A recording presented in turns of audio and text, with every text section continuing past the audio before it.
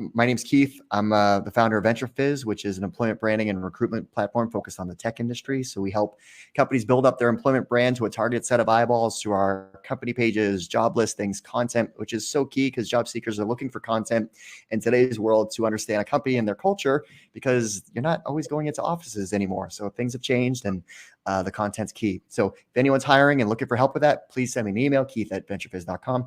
But enough about VentureFizz. Let's talk about Helen. So Helen, why don't you introduce yourself as far as, a little bit about your backgrounds, could just kind of give the audience more about who you are before we get into CareAcademy.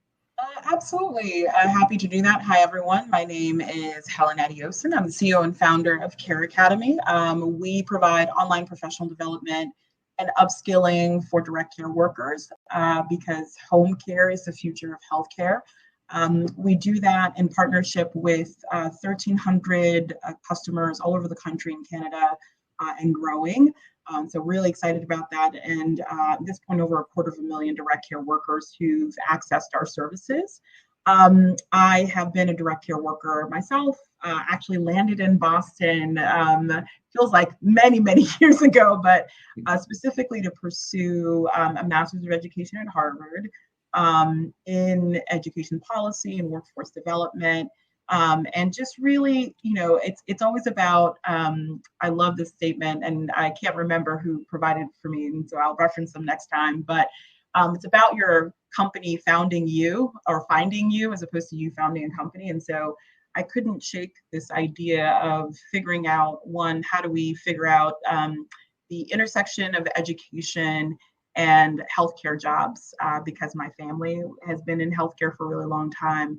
And so, thinking about all those pieces is where we came up with CareAcademy. And we're definitely seeing the opportunity, the need, no greater time than now, and really leaning into a whole lot of those tailwinds, and have learned so many lessons in between that we'll talk about today. So happy to be here, and thank you so much, Keith. All right, and to set the stage, so we're going to talk about kind of 5 little topical areas. It's going to be startup confessions, go-to-market, fundraising facts, team building techniques, and failure. But as Devin mentioned, because we got to learn the lessons from failure and obviously grow stronger. But as Devin mentioned, we want to make this interactive, so please leave messages in the chat, the Q&A. We're going to save time for the Q&A, so put your questions in the Q&A tab, and we'll tackle all those at the end here. But before we get into those 5 different buckets, Helen, let's break it down a little bit more, because you kind of talked about CareAcademy. Like, why is now the moment for what you do? And like, how does it work? If I was a caregiver, like I don't have training, that didn't exist. Like, so what was the problem that you recognized as far as the history and the problem that, like, a use case or example, just to give the audience kind of perspective? Absolutely. And, one of the things that I talk about, and I'm sure a lot of folks in the audience will recognize, is just the power of finding, through experience or through research, or maybe even a combination of both, the white space that exists in the market. So my experience, as I mentioned before, is as a direct care worker. My parents actually immigrated 40 years ago from Nigeria to pursue a better life for their kids, and to work in healthcare. And so I grew up with a whole generation of folks who came before my generation, who came to this country and really had to start all over again. And so there was really a failure or recognition of the talent that, my family had, certainly within healthcare. And so I, at a very, very early age, recognized the need to really understand the competencies, the skill sets, or the talents, and the multitudes of people, of workers, right? And education for me was a way of, understanding that and equipping people.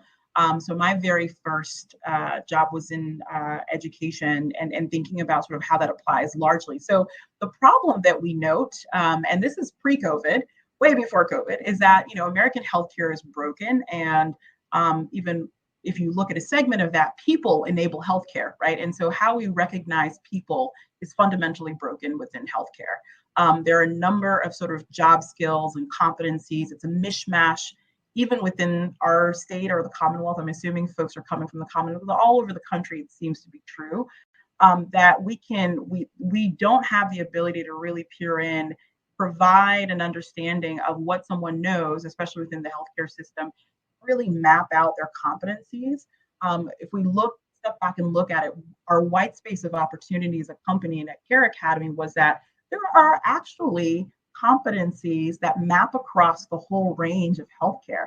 It's just a matter of a company stepping out in front and really tying all of those pieces together. So enter CareAcademy. So what we're providing is a very accessible short form education format that allows for direct care workers, and that's a big umbrella. So healthcare workers on the front line, the folks we acknowledge as frontline workers, to really access education at the touch of a button, right? And so we're talking about, really thinking about Netflixizing, if that's a word, I'm going to create it, education, so that it's highly engaging, highly accessible, highly mobile, and we're learning from what that person knows, right? And we're able to port everything and the total universe of the competencies of that direct care worker. And we believe that enables just a ripple effect of good. So that one, it's good for the employer of those direct care workers to understand, the value of that direct care worker. And then ultimately, it's good for us, right? And we will all access caregiving and healthcare at some point. So it's good for us to understand the value of those who are providing us healthcare. Right now, systemically, policy-wise, we don't have an understanding of that. So we're really excited to be leading from the front as a company to matchmake, right? To help folks understand the competencies and skill sets of direct care workers, to really level up also on top of those competencies and skill set, and really map that back to the healthcare system and ultimately the consumer. So that's the white space that we saw from my own background, from a market perspective, and ultimately the growth point for CareAcademy. And I think for us, we don't say COVID introduced the problem. COVID just poured gasoline on it. And we've been go, go, go ever since, just in the last, really the last year, 18 months, just around the need to do that systemically within the healthcare system.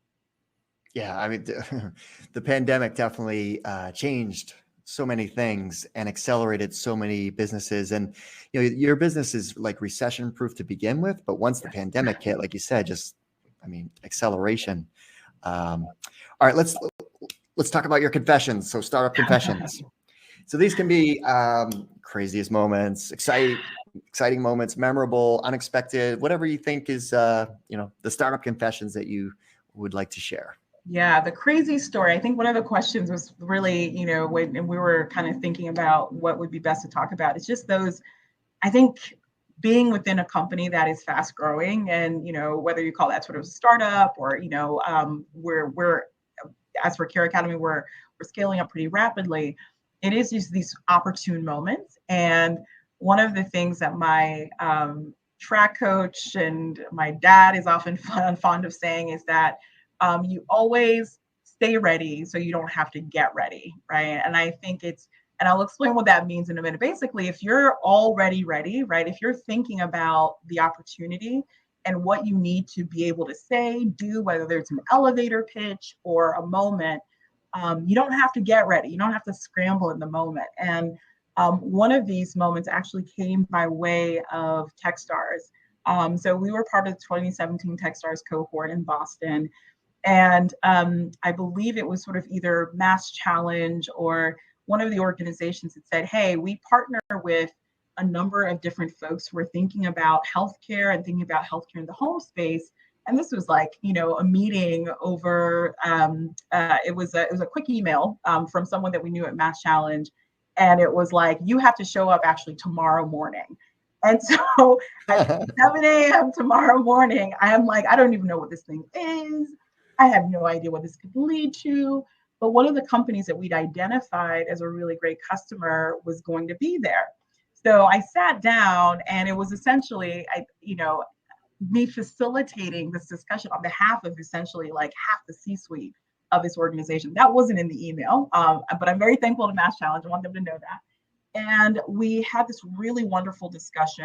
And it's because I've been in a place of facilitation. I'd actually, upon that email, had done a little bit of research and digging. And by the end of that conversation, the woman who'd sort of facilitated pulled me aside and said, you're doing something that the organization has definitely identified. We think there are opportunities within. We're going to be doing a show. And I said, oh, where's the show? What's going to be happening? They're like, it's in Paris. So in 2 months, if you and your team could be in Paris, that would be great. So we went to Paris, and long story short, just on an email leading to a meeting, leading to flying to Paris, we actually closed this organization as our one of our biggest customers, and this franchise system that, as an up and coming organization, was a really big deal. And so I readily, and I think I'm very grateful to have a team of folks who are always looking for opportunities like that. But I think founders have to stay in a position of being opportunistic and reframing everything as opportunity and staying ready so you don't have to get ready. So always have that pitch ready and say yes as often as you can. That's great advice. Yeah, like staying ready is just words of wisdom, and you never know what paths may cross. Like, people reach out and be like, hey, you want to grab coffee? And, obviously we do a lot of Zoom now. And I always say yes, because you never know. Like you may on the surface look at it and be like, do I really have time? But no, carve out the time, connect. You never know where things may lead. That's right. And, here's, a great example. Yeah, I love that story. And it reminds me sometimes when I'm like, oh, I don't know. And then I'm grateful for it. So yeah. All right, well, let's talk about scaling. So what is the current scale of CareAcademy as far as, I think you already gave a little snippet, but the size of the company employee wise, but then the scale of what you're already providing, the number of caregivers that you're giving this training to. Yeah, I always like to frame just in terms, because I always get the employee number wrong, and our SVP of Ops, Robin Lunsford, he's watching this, will be mad at me. So I'm going to skip the employee number because it's growing pretty fast by the week. But we think about it from a caregiver first and customer first approach, right? And so we're roughly 1,300 customers, 250,000 direct care workers served. There are thousands of caregivers that are coming in on a monthly basis, and that's just predicated on the number of customers that we're signing up. And so in terms of scaling, we saw that, as I mentioned at the very top of the call, exacerbated by way of COVID, of home care agencies and home health agencies and other organizations more upmarket, right? And so hospital systems who had identified that they'd always been leaning or thinking about a healthcare in community approach, but now they really had no choice but to depend on that. And so how do we at CareAcademy think of enabling their frontline workers that they don't have day-to-day contact with out in the field, and this goes back to staying ready so you don't have to get ready. But we were able to talk to those organizations about how we help them streamline the most important functions that they have, because they're essentially services oriented, right? Where they're relying on people. And so everything end to end, we just wanted to be out in front supporting our customers with. And so it was building the organization and the way we think about even into 2022 and beyond. What do we think is happening on behalf of the caregivers and the customers, the agencies, the health organizations that we support, and how do we have to wrap our arms around not only being reactive, but really being proactive? And we're in an inflection point as an organization. I think at very early stages, you're not proactive. You should not be proactive because your runway probably can't afford to do that. So being mindful of that. But you get to a certain inflection point or an orientation in the market that you're really kind of looking just beyond or just ahead as a leader within the organization and saying, how do we, CareAcademy shows up within the, top 2 customer sets across these different respective fields. How do we push the opportunity forward and push the industry forward, right? And then that's a lot of fun to also think about and balance with the things that we need to respectively do to scale, within our product. But it's thinking about and sort of holding the space for that. And as you grow as a company into sort of the later stages, you as a CEO and your leadership team can be more mindful of that, right? Rather than sort of the now, I have to be looking out sort of just ahead at what our world looks like in December of 2022 and 5 years beyond that. And I love doing that sort of thinking and exercise with our team. And like, has there been anything that's been unique as far as your model? I'm sure there's different types of organizations that could be your customer. There could be, larger caregiver organizations, and then there's probably a lot of smaller ones. So how do you think about where is your time spent best as far as pushing Care Yeah, Academy forward? yeah, that's a great question, Keith. I think for founders generally, because I want to say things that are specific to Care Academy, maybe some lessons that can be extrapolated from our lesson, is refining as you grow who your customer is. When we started, right, it was sort of a catch-all. You're running as a startup to find your product market fit. And we found that the opportunity was really in coalescing home care agencies. And we've done that to great effect. And we've improved the mechanisms in which we're coalescing the market and bringing in more agencies to partner with us in helping to, improve how their caregivers are getting trained and their operational efficiency and their ability to care for the end recipient of care. So the client, their own clients.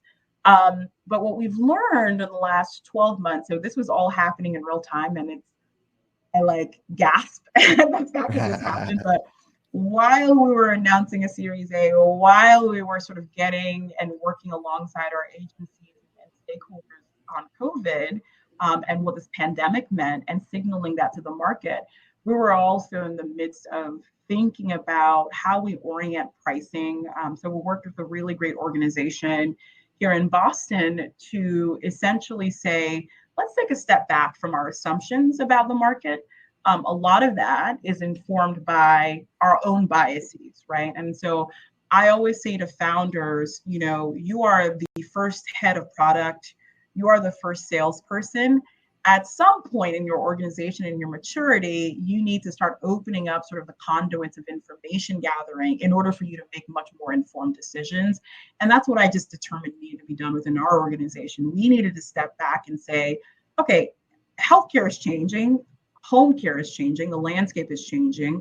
How do we step back and think about who our customers are and what we know about them and the assumptions we're making about them? And we did just that over the course of like 6 to 8 months of just doing this wonderful exercise and inviting this objective stakeholder. And that can be an advisor, that can be an advisory board, that can be your board. For us, it was a mixture of different stakeholders, and just created a set of assumptions around who those people were based on, hundreds of points of data that we were using to inform that. And then we effectively said, all right, like, how do we map our go-to-market? I was talking to a banker who is really familiar with startups, and she said one of the common mistakes that startups don't make is that their go-to-market doesn't grow up with the company, right? And so you still have a level of catch-up. And so what I'd caution folks who are doing that level of scaling, especially if you're B2B SaaS, looking at what are you internalizing about your customers? We had to completely internalize a set of new assumptions, and those are going to change annually, right? Those are changing in real time in the fourth quarter of this year. And then we apportioned our go-to-market to react to that, right? So, not only SMBs, but also enterprises that we're selling to, really understanding their needs and internalizing that within the company. So I say, always check your assumptions. And the safe bet is to do that every single year around who your customer is, especially if you're at the point of product market fit in your industry. Yeah, and it's something that is mentioned as advice over and over again, but I think sometimes people just either are too busy and forget, or they just don't know if it's that important. But always talk to your customers. They're the ones that are That's right. ultimately your lifeblood of what you do. So talk to them and figure out based on what we're providing, is it useful? Is it valuable? Could you not live without us, type of thing? What are things that we could be doing better? Like, just customer discovery calls are so important. Yeah.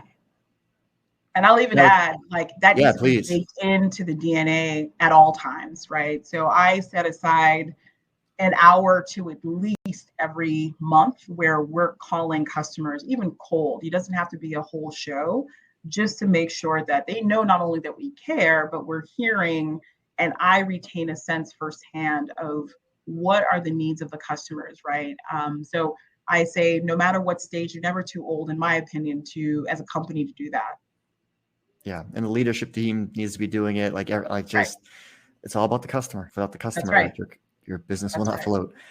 All right, let's shift topics. Fundraising, which based on the audience here, I bet you this is a important topic that everybody's thinking about. So in June of 2020 is when you announced your raise. So it was $9.5 million Series A, and there's a lot that goes into fundraising, right? So especially a Series A, because there's always that piece of like, oh, are you going to be able to get from seed to Series A? But to layer some things on top of it, you have a business that's growing. You're out to raise capital. You didn't know there was a pandemic coming yet, but you certainly had obstacles along the way that are obstacles that need to change for the better. So you're a female founder, Black entrepreneur. Those are things that if you look at the statistics out there, they're not favorable, and we need to improve those. So what pieces of advice would you give around the fundraising piece of, getting to that Series A? Yeah, I think, and I have a lot of thoughts around this, and I often coach other entrepreneurs through their fundraising process. I get coached on my fundraising process is really, two big things and takeaways around this. One, founders first. So your point of contact it's counterintuitive, but everyone optimizes in the system for this, right? And I'm a systemic thinker. I think about policy this way. I think about economics. I think about the world as it sort of works and distilling it down as much as I can. But founders first. And what I mean by that is that there's a really great talk by, I believe his name is Andrew Farah from Density, and it's in This Week in Startups. By the way, highly recommend that podcast just so you learn how to speak startupese. And I'm sure the wise folks at Underscore will put all this together. I have it in my set of notes as well. But he talks I about pulled the link out of your notes. I'm going to share it in the awesome. chat right now. Oh yeah, awesome. Thank you so much. And so Andrew talks about this, and I believe this, having done it a couple times, that talking to founders does a couple things that I think folks may take for granted unless you really think about it. One, it lets you road test with a friendly audience of people who will deeply empathize. As in your lifeline and your journey as a founder, you'll meet other founders, make friends with them. You never know, right? Those are going to be the most valuable people. Sorry, VCs. Those are going to be the most valuable people in your whole sort of network, because those are the folks who are going to keep it real. They have no other, stake in other than caring about you and your company and your success. I've found that to be true in Boston as well as all over the country and the world. So talking with other founders about their experience helps inform your process, right? And that's another thing I'll talk about. So founders first. And then once you get to the point where you've really kind of articulated, the metrics of success and the deck, you have someone to gut check with. And so I always recommend talking to folks who have completed the round more recently, within the last 12 months, preferably, of the one that you're about to go raise. One, because they have the most accurate sense of the market. What people don't tell you is that people are writing blogs about, raising a Series A that are completely outdated and not parallel with the market as it is now. So your litmus test of the market, you're not going to hear that directly from VCs necessarily, but you will hear it from founders in order to gut check about where you are and then what you need to be discussing as part of your narrative. And then the third piece on why founders first is that they make great intros, right? They will gut check with you about who are folks who are the folks who are going to be a really great fit for your round, as well as making those intros. And if you listen to how VCs sort of optimize for who to kind of take into the process, right? A lot of funds, and I'm not speaking for Underscore, but a lot of funds generally do optimize for founder-led or CEO-led intros, right? And so that's just a win-win-win. And so that's just my biggest piece of advice. Talk to other founders if you're thinking about it. Get really honest feedback, make the time for it. And so even during, before the Series A, I spent just 3 weeks talking to other founders and doing at least 10 versions of my pitch deck. And the best intros all came from some of the founders in my network. And the second thing is about process. It might be because I show up as a little bit of maybe a technocrat, a little bit of like, a teacher, a former teacher, but process just kind of trumps a lot of things. And working a systemic way of, tracking down a CRM, if you will. That can be either in your actual CRM.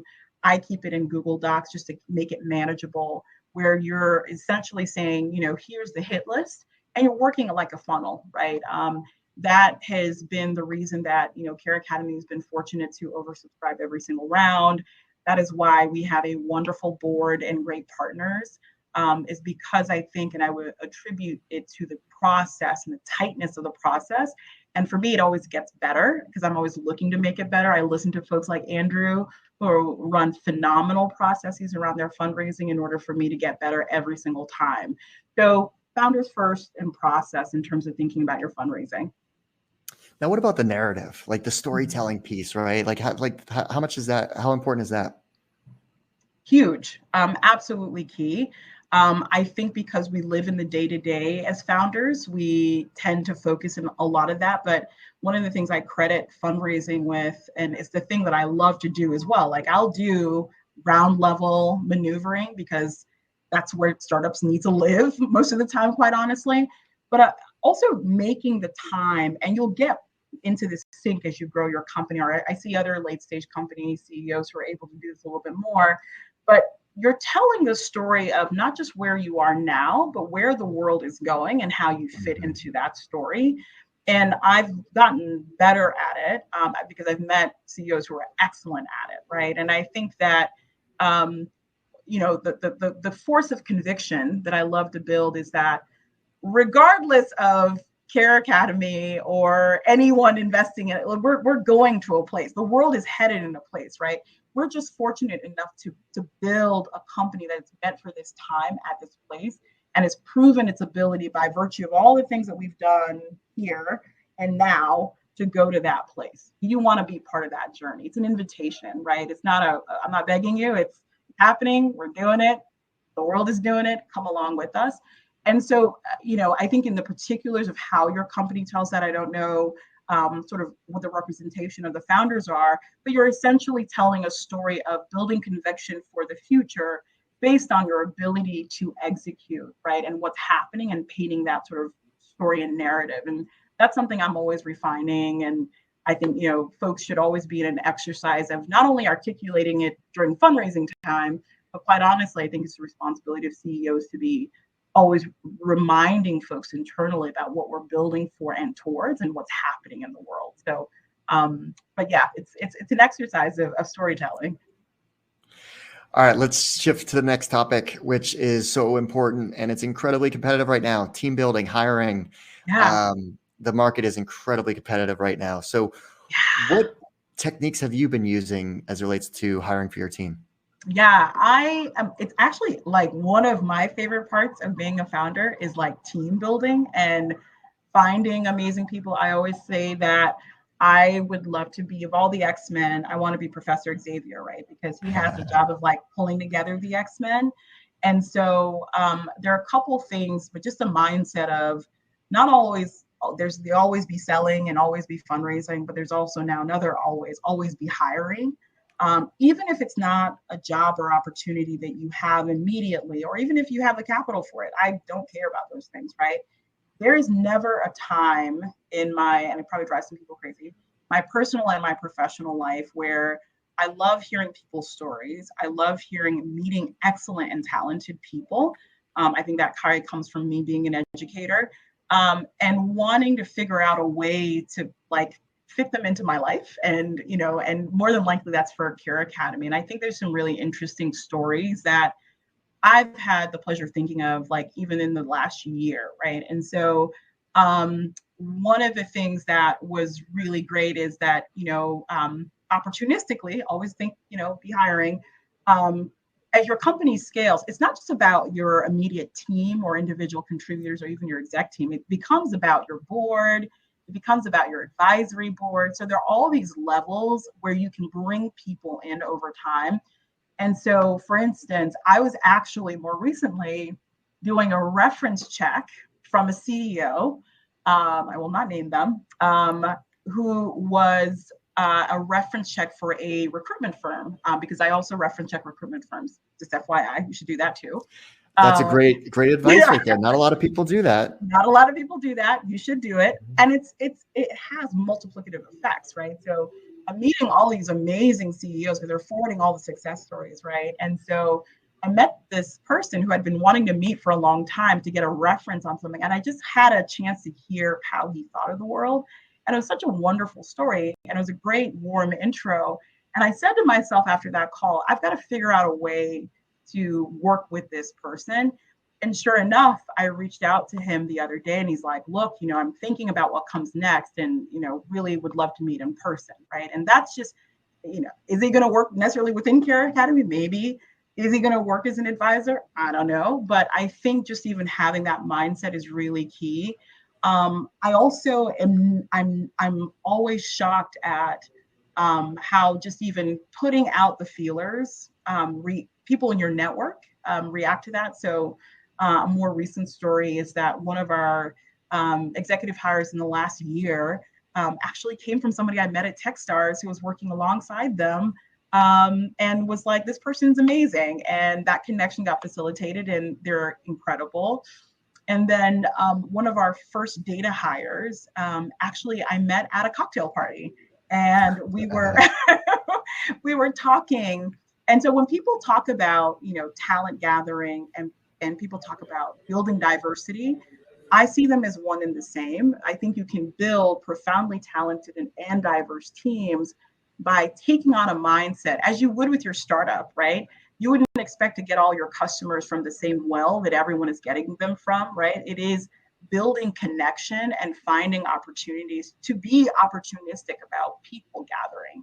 And then you can find ways to kind of bring people in. So it's an always be hiring mentality for me that's going to help people win in terms of bringing folks into the journey. Yeah, and you got to leverage all channels, always be recruiting, like you said. Yeah. You never know where conversations may lead, like your example with the cocktail party. It's just, you never know the connection to the connection that leads down to a fundraise, a new customer, or a hire. That's It's right. like right.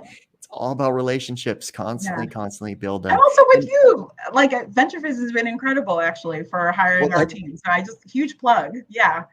Well, that was awfully kind. Thank you so much. Unsolicited testimonial there. That is amazing. Thank you. Now, if anyone wants to ask some questions, feel free to add them. There is a Q&A part to Goldcast where you can add in questions and we can go through those. But we still have more to talk about. So, failure is, something that some people may be uneasy talking about, but I think it's the failure stories that people want to listen to the most because they learn from it and hopefully they avoid the same mistake, or they can see, wow, that was very challenging and have empathy, whatever. So what examples would you have in regard to that topic? Yeah, I think it is the biggest one is and there are lots, by the way. I fail daily. Everyone on my team will tell you that.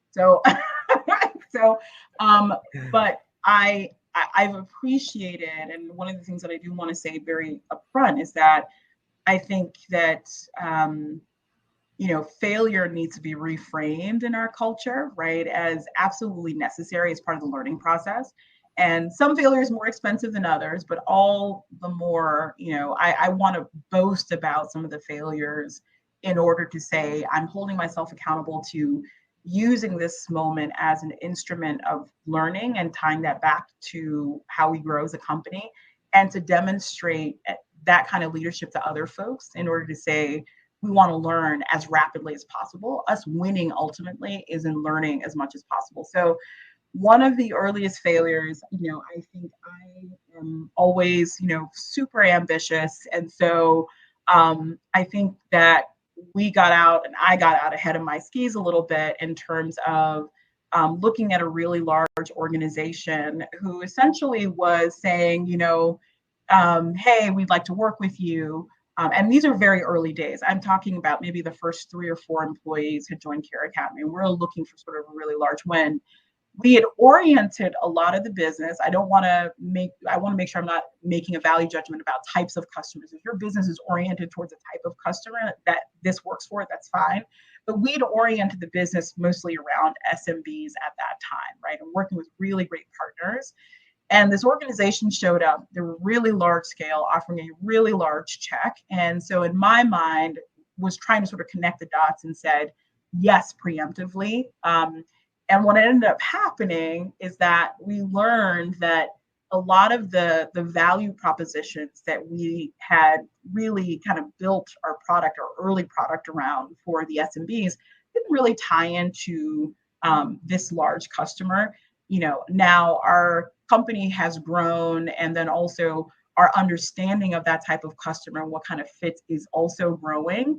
And so I think right now is the right time for us, but 3 or 4 years ago was not the time to be entertaining this type of customer, but to really thinking about ways in which we scale, right? And so that taught me a lot of lessons about what is the value proposition, and thinking more so rather than just the opportunity and the salesperson showing up within, Helen Adeosun and CEO, how do we really align the value of what we provide or can provide alongside that customer, right? And being really intentional about discovery and very intentional about, looking and demoing and having a conversation.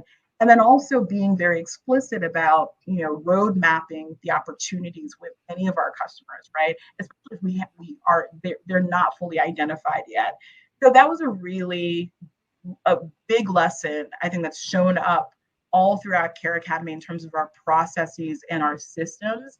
And I think it's super, super valuable to not only sort of admit failure, but we really need to reframe failure as like something there's a piece of scripture that I always come back to as an entrepreneur that, talks about like boasting all the more about your failures and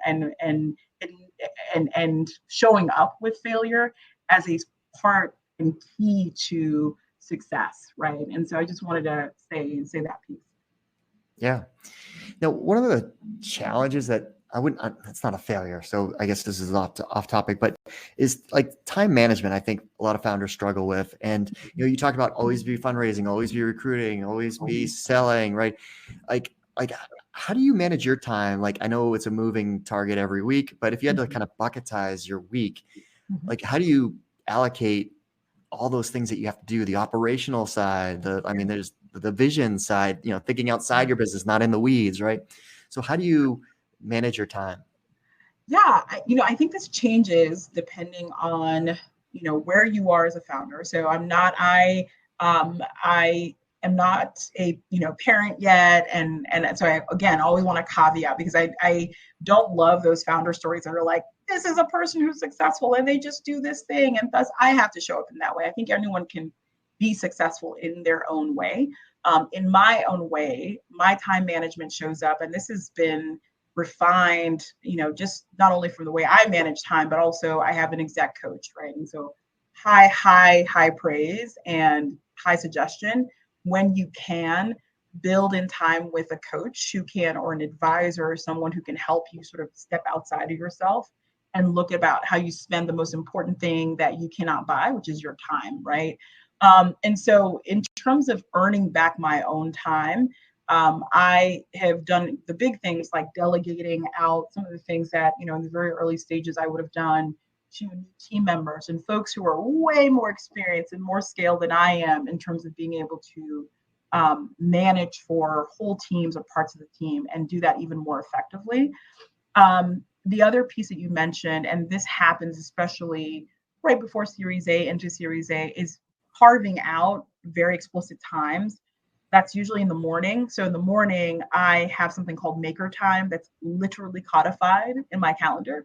And everyone knows across CareAcademy, I will not probably talk to you between the hours of like 7:30 to 9:30-ish about, because I'm spending a lot of that time, doing the work that only I can do, or that, needs to involve some level of deep thought or thinking or process. And then everything in the afternoon goes towards meetings. So meetings through talking and, providing any level of feedback, providing sort of one-to-one time with, my leadership team. And I front load my internal team for most of the week. And then towards the back half of the week, I start doing more of the external facing things. So I'm privileged to do something like this underscore talk on a Friday, because that's what I do on Fridays, right? And then for myself, because I love just keeping in contact with other founders, on Saturday is when I make the time, whether it's very casual coffees or Zoom calls, and office hours to talk to other founders. I, think of myself wanting to understand, and I'm just very curious. And so that gives me a lot of energy. So that's really how I kind of make and carve out my time, right? It's mornings are that thinking time, that highly productive time or maker time. And then the afternoons really show up as meeting time internally, and then externally stuff towards the back half of the week. Shout out to my coach, Robin Ward, who's been excellent in terms of coaching me on managing my time. Well, we're going to open things up to the Q&A. So if anyone has any questions, you can put them in the Q&A part of Goldcast, or you can put them in the chat messages, wherever. Like, we'll monitor all the different channels. But one of the things that you mentioned before is pricing. And that's something that you were able to figure out through, I think you said there was a company in Boston that helped you. So that's something that founders also struggle with. And I know it's, something that I always think about. It's like, do you have the right pricing model? Is it, so how did you come to that ends result of, okay, we're in good shape as it relates to our pricing, our margin, profits, and all that? Yeah, and the answer is you're never in good shape, right? It is always you're in better shape than you were. And so one of the things that I've learned a lot from other founders and through the organization that we work with is that year after year, it is a lot of companies, even very scaled ones, make the mistake of not looking at their pricing and packaging, right? It sort of sits as sort of the static archive, right, of what you assume your customers want, what you assume, how much of it do they want, is really kind of stuck there. And so we've taken a look, and it is by way of an annual practice. And right about this time, that feeds into mechanizing all of really go-to-market for us. And so we take a look at how are we aligned? So the first question is, are we aligned from our abilities, our roadmap, and with our customers, right? Are we providing them what they need and what the market has told us that they need? And more often than not, this is not information gathering that you have to go just seek high and low. More often than not, you actually have all the information that you need, right? It's opening up your Salesforce or your HubSpot and seeing sort of what is being reported back to you when you're losing deals, right? It is also by way of Zendesk tickets. It's so we think about accreting all of the information and really making sure that from a value proposition standpoint, we can really stand behind where our pricing and packaging and where value is, especially if you're building and investing in product over time. Does that match up to the landscape of what customers are expecting, and what are their other options other than you? So I think pricing and packaging is always be repricing and repackaging. That doesn't roll off the tongue as well as always be selling, but always be repricing, and repackaging. And another spot that I think is helpful is there's board meetings. But then there's other entrepreneurs that think, well, you should have routine updates to, your investors, advisors. So what's your philosophy as it relates to communication to investors, whether it's board or other mechanisms? I highly believe in your job. I want to be very clear about this. If you are bringing other stakeholders into your company, whether they're investors, whether they're advisors, one of your primary jobs as a CEO is bringing everyone alongside, right? Whether it's the internal stakeholders, your executive team, but now also these external stakeholders in terms of where you are and what you need help with. And so one of the first things that I tell investors is that, look, I'm going to be a squeaky wheel. I'm going to ask things of you because you are part of the team.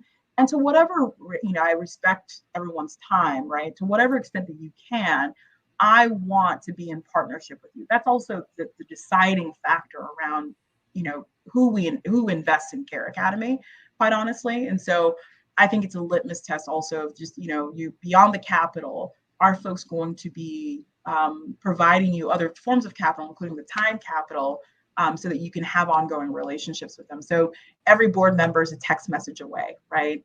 And they know that if Helen has a burning question, Helen has a burning question, she'll ask it, she'll text it and get it back. But I believe also in cadences, right? Because I love process.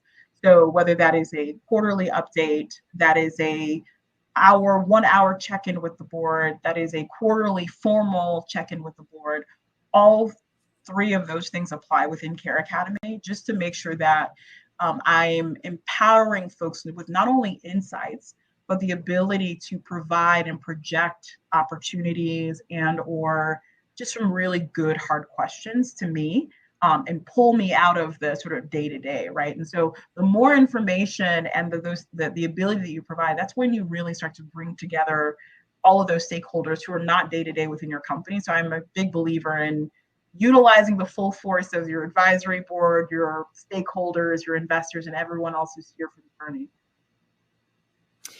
All right, so a different question here. So a number of companies have developed tech to supplement in-person care to provide a safety net when older adults are on their own.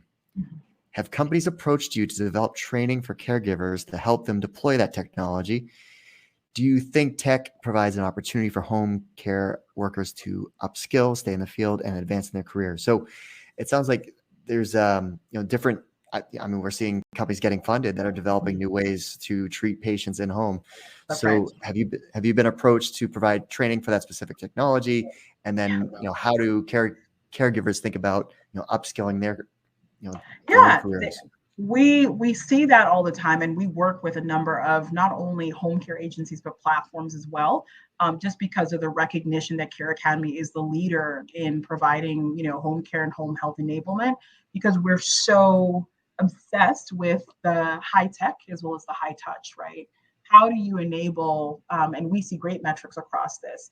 Not only do direct care workers want to do sort of things to stay in compliance, but they're also accessing information that makes them feel like they're invested in and that can help them do their jobs better, because we all want to know how to do our jobs better.